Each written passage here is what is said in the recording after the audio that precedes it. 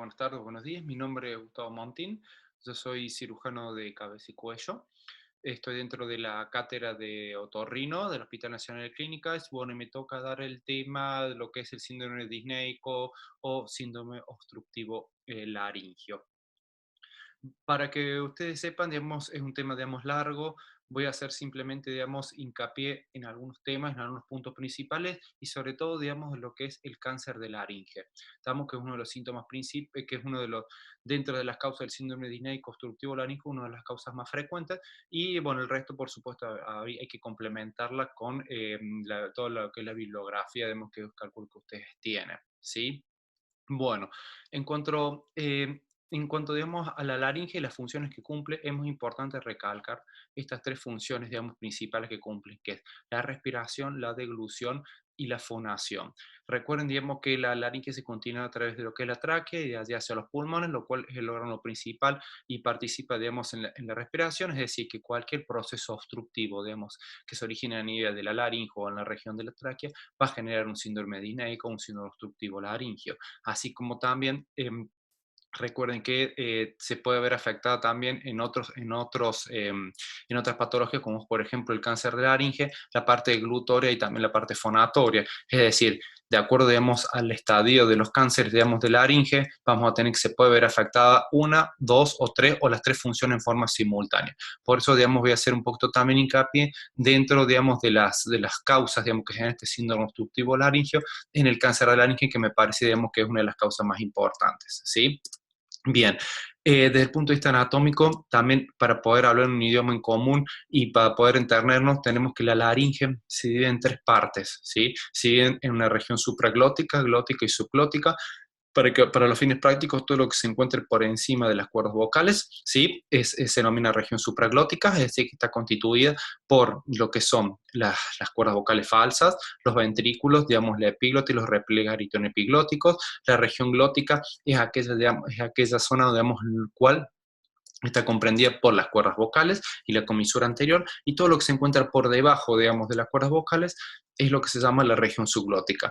Tres divisiones fundamentales para poder entender y poder hablar un idioma en común. Le vuelvo a decir nuevamente, porque cuando hablemos de lo que es el cáncer de laringe y le diga cáncer supraglótico, ya se sobreentiende, digamos, en qué regiones está afectando.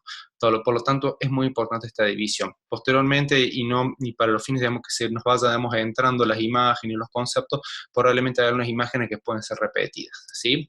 Esta es una imagen, digamos, que vemos acá en la zona, digamos, de la izquierda, digamos que es una imagen fibrolaringoscópica en la cual se ve en tiempo real, digamos, lo que es la zona de la glotis, ¿sí? Está constituida, digamos, por esta forma de B corta invertida, que son las cuerdas vocales verdaderas, a los costados las cuerdas vocales falsas. Acá vemos las imágenes, ¿sí?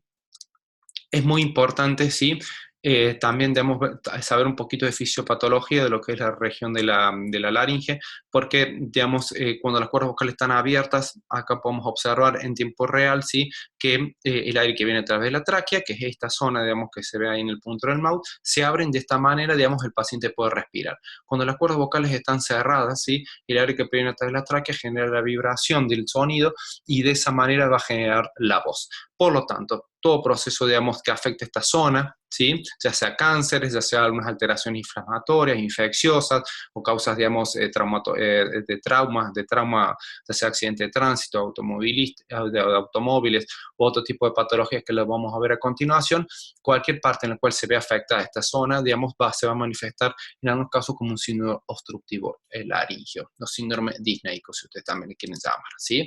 Por lo tanto, ¿cómo vamos a definir lo que es el síndrome obstructivo laringio? El síndrome obstructivo laringio se define como un conjunto de síntomas y signos provocados por el insuficiente pasaje a través de la laringe. ¿Estamos? Puede afectar a cualquier época de la vida, es decir, puede afectar a pacientes, digamos, neonatos, como a pacientes, digamos, adultos, por lo tanto constituye, digamos, y es una urgencia médica que debemos actuar en forma, digamos, en forma rápida. Como le vuelvo a decir, cualquiera sea, digamos, la especialidad que nosotros elijamos, en algún momento, digamos, de nuestra vida, ya sea como clínico, haciendo una guardia, se nos va a presentar este trastorno, este síndrome de obstrucción laringea. Por lo tanto, nosotros debemos saber a qué nos enfrentamos y establecer distintos diagnósticos diferenciales, ¿sí? Es algo simple, sencillo, digamos, en el cual, digamos, nosotros tenemos que tener presente y estar alerta, ¿sí? ¿Cómo nos va a manifestar un paciente con un síndrome obstructivo laringio? Se va a caracterizar por presentar disnea, ¿sí? Tiraje supraesternal, en el hueco supraesternal, estridor, aleteo nasal, el paciente va a estar ansioso, nervioso, excitado. Recuerden el estasis venoso que se manifiesta por la incurvitación yugular y la cianosis principalmente. ¿Qué es la cianosis? Es la palidez, digamos, que se encuentra en la piel y las mucosas. Es decir, a medida que toda esta sintomatología, digamos, se nos va acentuando, a medida que a medida que va aumentando, el paciente se va a manifestar como síntomas de hipoxia, es decir, angustia, depresión, intranquilidad, ¿sí? Letargo y cianosis, ¿sí? Cuando nosotros tomamos la PSO2, cuando se encuentra menos de 40, se nos va a manifestar esta palidez en las pieles y en las mucosas. Dato fundamental y clínico para poder, digamos, determinar y empezar a hacer los diagnósticos diferenciales cuando se nos presenta un paciente, digamos, con síntomas de hipoxia, ¿sí? Fundamental. ¿Cuáles son las causas en las cuales vamos a tener este síndrome obstructivo laringio? Son varias, como dije anteriormente, las vamos a nombrar, ¿sí? En forma general, ¿sí? Y vamos a hacer hincapié en el punto 4, que son, digamos, los tumores, ¿sí? Pero, digamos, importante también que ustedes sepan todas las causas. Una de las principales causas, ¿cuáles son? Las malformaciones congénitas, alergia, inflamaciones o infecciones, las famosas laringitis, que son las más frecuentes y las más comunes de ver, la presencia de cuerpos extraños, ¿sí? Que esto se va a manifestar principalmente en los niños, ¿sí? Acuérdense, el tragar monedas, bolitas o objetos o cuerpos extraños que se obstruyen, digamos, y se anclan en la zona de la glotis. Esto va a generar un síndrome disneico. Recuerden que es una urgencia y pone en riesgo la vida del paciente. Los tumores que vamos a pasar ahora a continuación de la laringe, las parálisis laringias. Recuerden, digamos, si no le han dado la parte de la anatomía, pero que la laringe se encuentra inervada por el nervio recurrente, en los cuales, digamos, genera la movilidad de las cuerdas vocales. Por lo tanto, si se genera, digamos, una parálisis unilateral de un recurrente, se va a manifestar, digamos, por una difonía, ¿sí? O sea, por una parálisis cordal. Si se manifiesta una parálisis bilateral, ¿sí? De ambas cuerdas vocales, ahí se va a manifestar, digamos, de acuerdo a la posición donde queden las cuerdas vocales, se va a manifestar también por un síndrome disneico, es decir, que pone en riesgo la vida de la paciente, ¿sí? ¿Cuáles son las causas principales? Bueno, generalmente pueden ser iatrogénicas, como por ejemplo son las cirugías de la glándula tiroides, tumores mediastinales, ¿sí? Son una de las causas principales en las cuales generan parálisis de las cuerdas vocales. Los traumatismos, que ya lo vamos a ver a continuación, y las estenosis subglóticas, ¿sí? O las estenosis traqueales, yo las llamaría también, que van a generar una disminución en el pasaje del aire a través de la tráquea y por lo tanto se va a manifestar como un síndrome obstructivo. Bien, brevemente, una de las causas que, como dije anteriormente, es las malformaciones congénitas, ¿sí? ¿Cuáles son? Son raras de ver, afectan a las personas, digamos, recién nacidas, ¿sí? Son las membranas laringias, la laringomalacia, que la laringomalacia, para que ustedes entiendan, es la falta del sostén cartilaginoso, digamos, de la laringe, en el cual, digamos, el paciente cada vez que inspira y expira se produce un colapso. Al producirse ese colapso se va a manifestar por, digamos, esta disminución del pasaje del aire a través de la laringe y va a generar, digamos, este síndrome disneico, ¿sí? Las estenosis subglóticas, las parálisis laringias bilaterales. Son raros, les vuelvo a decir, las malformaciones congénitas, en algunos casos existen, ¿sí? Dentro de las frecuencias, las más frecuentes son las estenosis subglóticas. Otra de las causas, ¿sí? Y que es una de las causas también más frecuentes, son las alergias e inflamaciones, las famosas laringitis, que es producida por la inflamación de la mucosa de la laringe. Recuerden los gérmenes, eso sale en cualquier libro, los gérmenes principales, el Haemophilus influenzae, Streptococcus beta influenza, todos los virus de las vías aéreas superiores, digamos, generan estas causas, digamos, de inflamaciones y generan esta irritación de la mucosa para generar las laringitis. Recuerden que hay distintos tipos de laringitis, hay laringitis, digamos, menos severas a las más severas, y las más severas generan, digamos, este síndrome obstructivo laringio, ¿sí? Posteriormente, otra de las causas son los traumatismos laringios. Si bien vemos la región facial, la región de la cara, es la zona, digamos, en la cual uno se encuentra generalmente más expuesto, de ahí para realizar un trauma, también en la zona, digamos, del cuello, y la zona, digamos, la nuez de Adán, digamos, la laringe, es una zona, digamos, en la cual, digamos, se puede ver, digamos, comprometida y generar también traumatismo en la zona de la laringe del cuello y generar edema, inflamación, y esto trae como consecuencia también un síndrome obstructivo laringio. ¿Sí? Breves palabras de lo que es las estenosis traqueales. En cuanto a las estenosis traqueales, es muy importante, si ustedes ven acá ven acá la imagen, ¿sí? Esta es la imagen de una tráquea, ¿sí? Acá está la cabeza y acá está el cuello. ¿Qué son las estenosis traqueales? Las estenosis traqueales es una disminución de la luz de la laringe, por lo tanto, digamos, al producirse una disminución de la luz de la laringe se va a manifestar, ¿por qué? Por un suficiente pasaje de aire a través, digamos, de la tráquea, y por lo tanto se va a manifestar por un síndrome disneico, ¿sí? Esto es algo también frecuente dentro, digamos, de los síndromes disneicos obstructivos. ¿Y cuáles son las causas principales? ¿Sí? Las causas principales, les vuelvo a decir, estos son patologías que le puede aparecer a cualquier persona, cualquier sea la especialidad que nosotros decidamos optar para hacer nuestra vida de médico, por lo tanto debemos tener presente. Las causas principales de estas son la intubación prolongada, es decir, un paciente que esté intubado más allá de 7 días, ¿sí? Es propenso a generar una estenosis traqueal, es decir, el tubo del paciente, digamos, cuando está dormido, que está intubado, genera cambios inflamatorios a nivel de la luz de la tráquea y eso genera, digamos, una disminución del calibre, es una obstrucción. Por supuesto que existen otras causas, ¿sí? Que son las enfermedades reumatológicas o enfermedades granulomatosas, ¿sí? Como el Wegener, sarcoidosis, lupus, ¿sí? Que esas son las causas que pueden también generar, digamos, alteraciones en el colágeno y alteraciones, por lo tanto, también, digamos, en lo que es la tráquea y los traumatismos laringeos y traqueales. Pero en nuestro medio, para que ustedes recuerden, ¿sí? Las causas más frecuentes son estas dos. La intubación prolongada, es decir, más de 7 días, un paciente que tiene más de 7 días de una intubación, recuerden, es necesario hacer una traqueostomía para proteger, digamos, la zona de la tráquea y las enfermedades reumatológicas o granulomatosas. Bien, esta es una imagen, ¿sí? A los fines prácticos, para que ustedes vean, estos son los repliegues aritenoepiglóticos, esta es la epiglotis, y si ven acá en el fondo, esa es la luz traqueal. Si ustedes ven toda esta obstrucción, ¿sí? Es una estenosis, ¿sí? Esta membrana que está obstruida, no miren por dónde respira el paciente, por este pequeño orificio. Por lo tanto, digamos, al respirar por este pequeño orificio se va a manifestar por una insuficiencia, digamos, respiratoria, muy importante el paciente.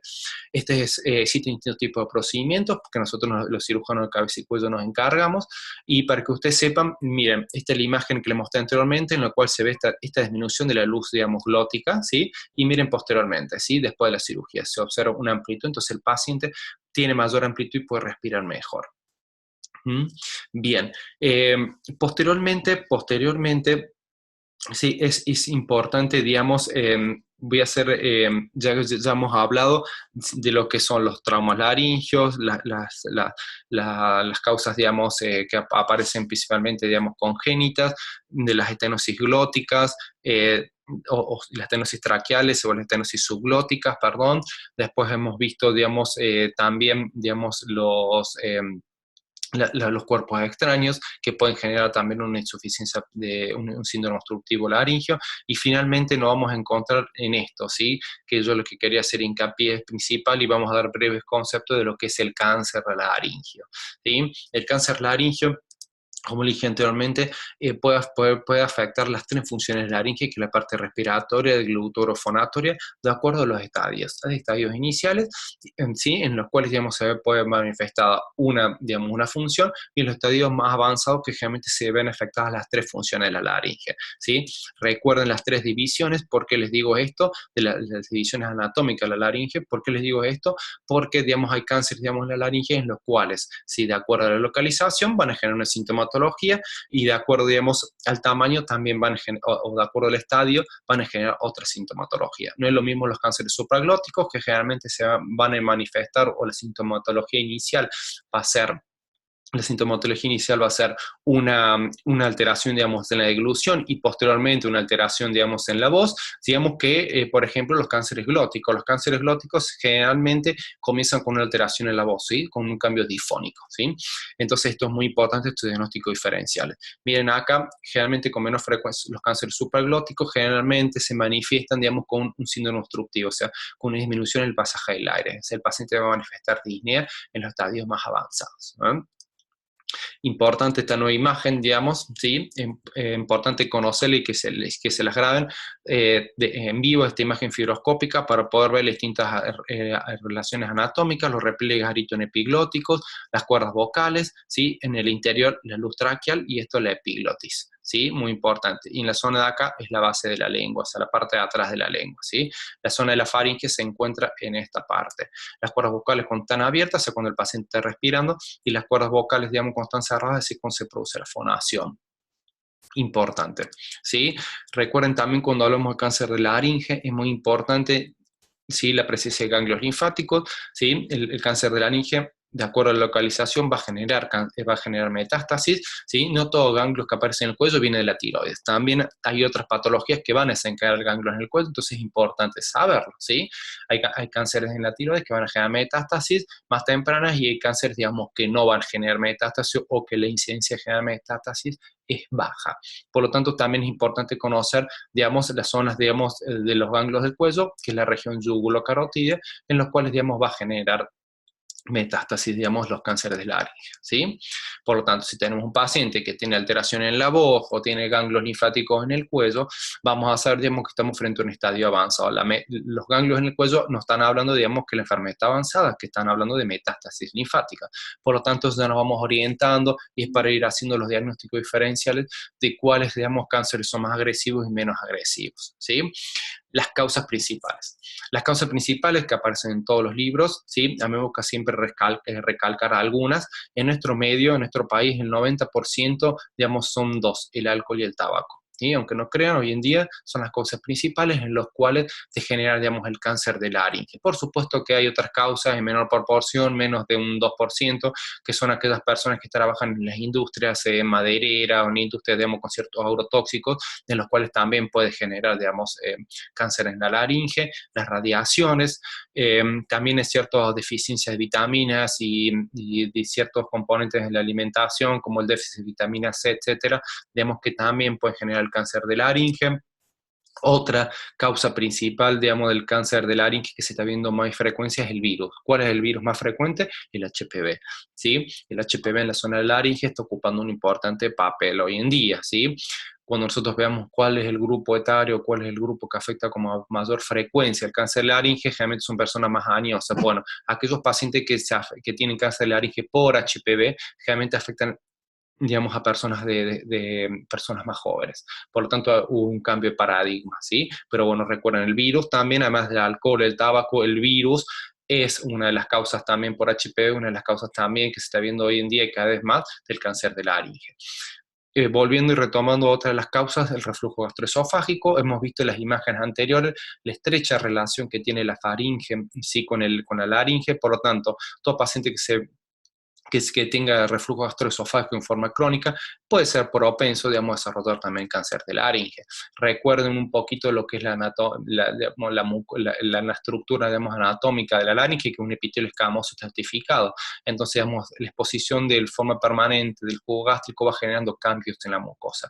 Recuerden lo que vieron en anatomía patológica, la displasia leve, moderada o grave, a estos cambios, ¿sí?, a la larga, digamos, en forma crónica puede desarrollar cáncer. El envejecimiento también es otra de las causas. Recuerden que pacientes, digamos, adultos son más propensos a desarrollar cánceres que las personas jóvenes y, por supuesto, factores genéticos que se dan en muy pequeña proporción. Puede que haya una relación de un factor autosómico dominante que se llama así, que familiares de primer grado pueden desarrollar cáncer, pero no está totalmente demostrado. Vuelvo a repetir, en nuestro medio el alcohol y el tabaco son las causas principales en las cuales degenera el cáncer de laringe. Bien. Generalmente el sexo masculino es el que se ve mayor frecuentemente afectado y, como dije anteriormente, afecta a personas un poquito más, un rango etario más alto, o sea, entre la tercera y cuarta década de la vida, entre los 50 y 60 años. Los tipos de cánceres más frecuentes, el 99% es el cáncer epidermoideo. ¿Por qué? Porque la mucosa de la laringe es un epitelio escamoso estratificado. Por lo tanto, todos los cánceres que aparecen ahí en el epitelio escamoso son de origen epidermoideo. Recuerden, y si no se lo han dado, que la laringe es un órgano muscular y un órgano cartilaginoso, ¿sí? Y también está constituido por glándulas salivales. Por lo tanto, podemos encontrar, además del cáncer epidermoideo, otros cánceres, como por ejemplo son los condrosarcomas, o sea, tumores de origen cartilaginoso, adenocarcinomas y también, digamos, el linfoma. Es otras, digamos, de las causas en las cuales, digamos, otros de los tipos de cáncer que podemos encontrar. Bien. Cuando hablamos de historia natural de lo que es el cáncer de laringe, ¿sí? Esto es simplemente, digamos, para que ustedes sepan que ya existen trabajos, existen ya bibliografía, papers en los cuales, digamos, podemos estimar, digamos, cuáles cánceres son los más frecuentes, cuáles cánceres son más agresivos, cuáles cánceres son más propensos a desarrollar metástasis. Por lo tanto, digamos, es importante, digamos, que ustedes sepan a manera digamos, de información que a través de la historia natural del cáncer, que los cánceres más frecuentes son los cánceres, digamos, glóticos, como se ve en esta imagen de torta, se dan más o menos en un 60%, 55%, los cánceres supraglóticos son los segundos en frecuencia, que se dan aproximadamente un 40%, y en menor proporción, entre el 1% y 2% son los cánceres subglóticos. Por lo tanto, digamos, los cánceres glóticos, ante esto, son los cánceres, uno de los cánceres más frecuentes, digamos, en la zona de la laringe, ¿sí? Bien. También, como dije anteriormente, necesitamos, digamos, caracterizar, no es lo mismo los cánceres supraglóticos, glóticos y subglóticos. Los cánceres supraglóticos son los cánceres más agresivos. ¿Por qué? Porque son propensos a desarrollar metástasis cervicales, ¿sí?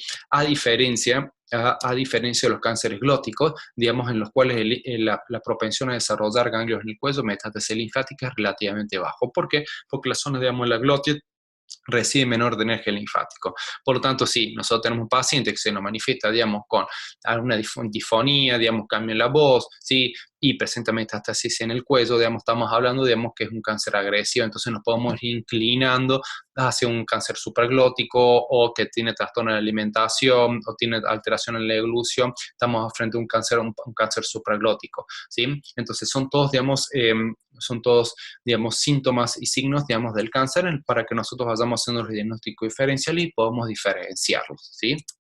Bien, esto no importa. El paciente, ¿cómo se va a manifestar? Eso también es importante. Si nosotros tenemos en mente las tres funciones básicas que cumple la laringe, es muy fácil, digamos, hacer los diagnósticos diferenciales y poder, digamos, saber la sintomatología. La disfonía es uno de los síntomas principales. Generalmente los cánceres glóticos que afectan las cuerdas vocales se va a manifestar por una alteración en la voz, ¿sí? El paciente tiene molestias, disconfort cervicales en la zona, digamos, del cuello, vagas, difíciles de definir. Eso es otro de los síntomas, ¿sí? En los cánceres más avanzados, como por ejemplo los supraglóticos, se va a manifestar por disfagia, alteración en la deglución o dolor en la deglución, que se denomina odigofagia, presencia o sensación de cuerpo extraño, ¿sí? Y en los cánceres más avanzados, el paciente va a tener lo que se llama también una obstrucción respiratoria o un síndrome disneico. Hay cánceres que sangra también, por lo tanto se puede manifestar por hemoptisis, ¿sí? Y dolores auricular o dolor en la oreja homolateral o ipsilateral. Es otra de las características también de lo que es el cáncer de laringe. Bien, ya dicho esto, digamos, debemos empezar a estudiar al paciente y cómo, digamos, lo estudiamos para tener un diagnóstico. Bueno, el examen de la cavidad oral, recuerden, digamos, que necesitamos hacer un examen completo de lo que es, digamos, la boca, los dientes, la lengua, el paladar, también la lengua, ¿sí? Y también, digamos, las zonas del cuello. Esto también es muy importante, ¿sí? Existen métodos para el estudio de lo que es la laringe. Tenemos la endoscopia indirecta a través del espejo laringio, que es un método simple, sencillo y rápido. Y el otro método, digamos, que es esta imagen que vemos acá, el paciente se le hace abrir la boca y a través de un espejito, ¿sí?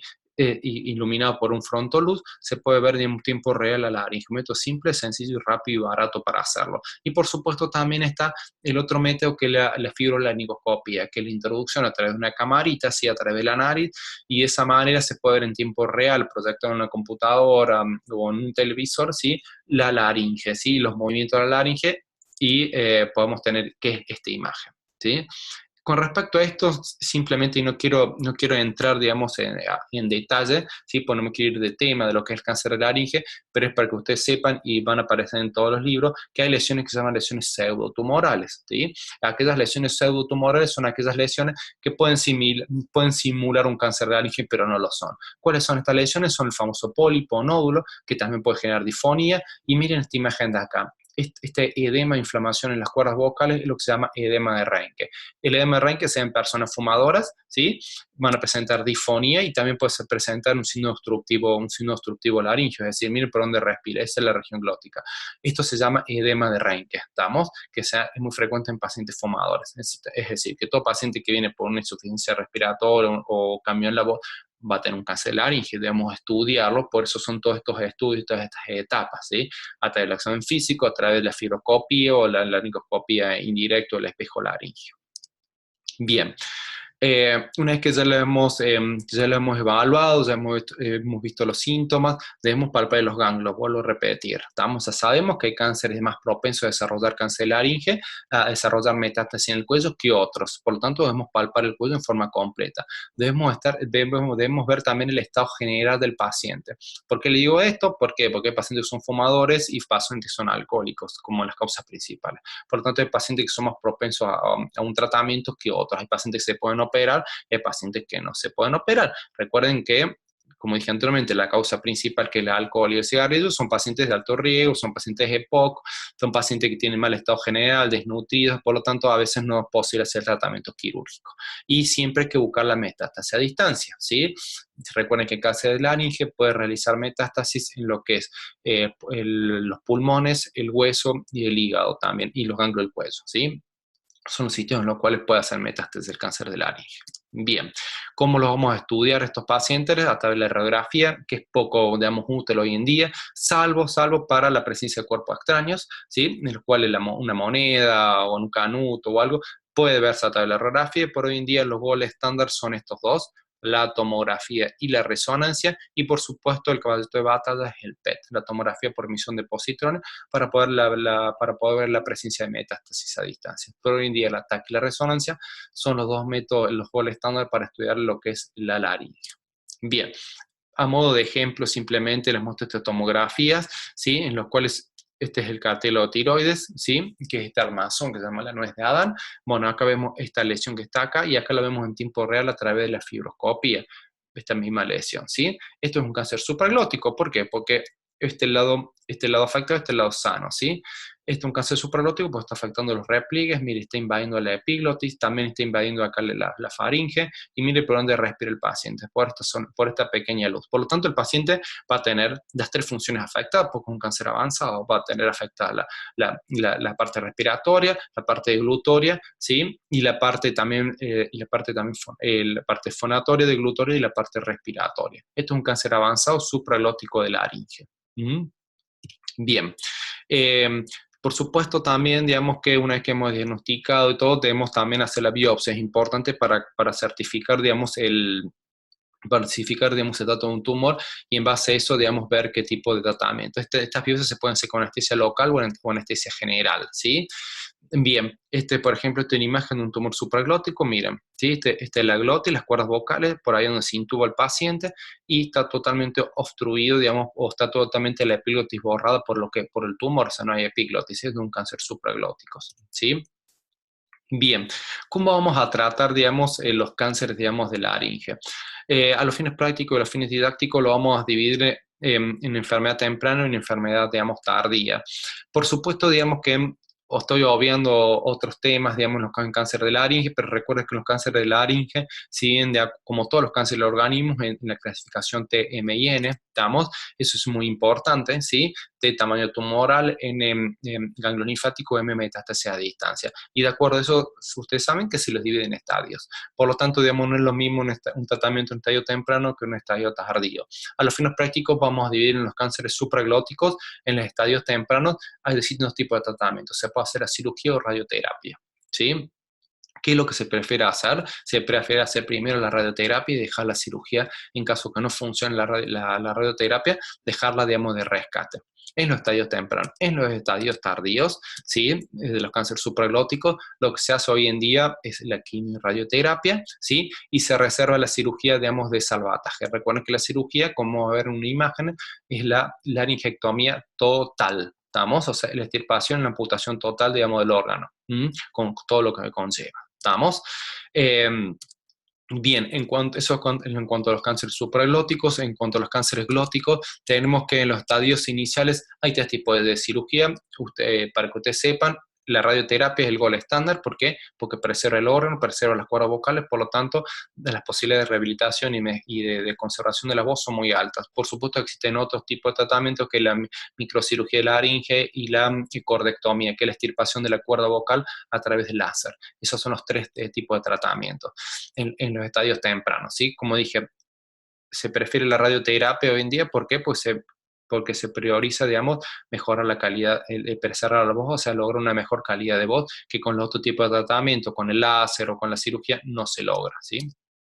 Bien, y en las casos de enfermedad avanzada, al igual que los supraglóticos, se utiliza la quimio-radioterapia y se deja la cirugía de lo que es de rescate. Es decir, hoy en día se está prevaleciendo preservar el órgano, ¿estamos? ¿Sí? En vez de hacer la cirugía. Entonces dejamos la cirugía como una segunda arma para, digamos, en caso de tener una recaída, una recidiva, digamos, rescatar al paciente y poderlo curar en algunos casos, ¿sí?